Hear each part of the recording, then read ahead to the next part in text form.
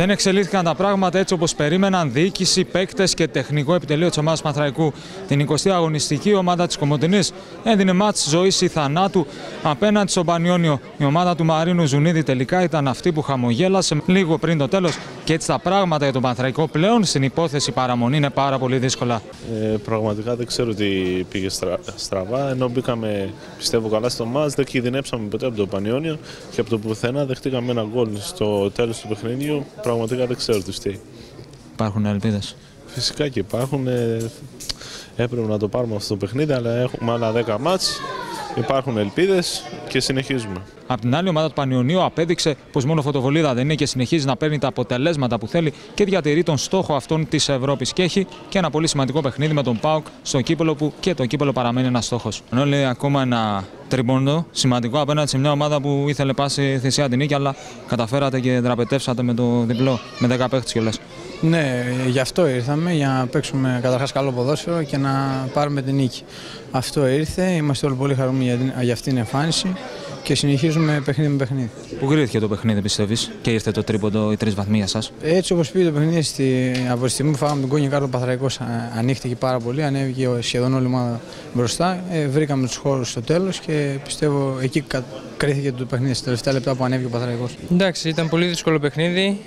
Ο Παναθηναϊκός ήθελε πάρα πολύ το παιχνίδι, μπήκε πολύ δυνατά στο μάτς.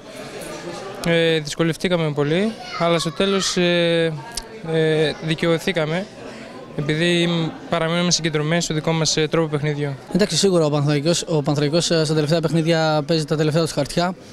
Όπως και σήμερα έπαιζε το τελευταίο του χαρτί. Παρ' όλα αυτά, εμείς ήρθαμε να κερδίσουμε το παιχνίδι όπως και έγινε στα τελευταία λεπτά. Θεωρώ ότι ήταν μια κομβική νίκη σήμερα. Μας δίνει όθηση για τη συνέχεια και για τα πειράγματα. Και ήταν ίσως ένα από τα πιο σημαντικά αποτελέσματα της φετινής χρονιάς, γιατί δείχνουμε και στους αντιπάλους μας ότι φέτος πραγματικά δεν σταματάμε πουθενά και ελπίζω για μια ανάλογη συνέχεια. Εντάξει, είμαστε σε πάρα πολύ καλή κατάσταση, το έχουμε δείξει αυτό εδώ και πολύ καιρό. Στον πρώτο ημίχρονο δεν ήμασταν όσο καλοί περιμέναμε, δεν είχαμε την κατοχή της μπάλας. Αλλά ήμασταν δυνατοί στα μερκανίσματα, αποφασισμένοι. Στο δεύτερο ημίχρονο κυριαρχήσαμε στον αγωνιστικό χώρο. Είχαμε την κατοχή της μπάλας, είχαμε τον έλεγχο του παιχνιδιού. Και πιστεύω έτσι όπως πήγε το παιχνίδι, ήταν θέμα χρόνου να βάλουμε τον γκολ, το οποίο μας έδωσε μια πολύ σημαντική νίκη για τη συνέχεια. Και έχει το πολύ σημαντικό παιχνίδι με τον ΠΑΟΚ στο κύπελλο. Είναι και ένα στόχο στο κύπελλο, φαντάζομαι, για εσάς τους ίδιους να πάτε όσο πιο μακριά γίνεται. Εννοείται ότι είναι ένα στόχο. Το είχαμε θέσει από πολύ νωρίς στο κύπελλο. Θα το δώσουμε όλα τώρα στο παιχνίδι με τον ΠΑΟΚ. Δύσκολο παιχνίδι. Δεχτήκαμε για γκολ στην έδρα μας, αλλά δεν μας πτωεί εμάς κάτι τέτοιο. Έχουμε δείξει ότι έχουμε μια πολύ καλή ομάδα με πολύ σκληρό χαρακτήρα και θα πάμε στην Τούμπα για την πρόκριση. Σίγουρα, ναι, έχουμε ένα παιχνίδι μέσα στην Τούμπα πολύ δύσκολο. Θα προσπαθήσουμε να πάρουμε κάτι θετικό ώστε να περάσουμε στην επόμενη φάση. Σίγουρα είναι φαβορί ο ΠΑΟΚ, έχει το αποτέλεσμα, έχει την εμπειρία από τέτοια παιχνίδια, έχει ένα πιο γεμάτο ρόστερ, πιο έμπειρους ποδοσφαιριστές, κακά τα ψέματα.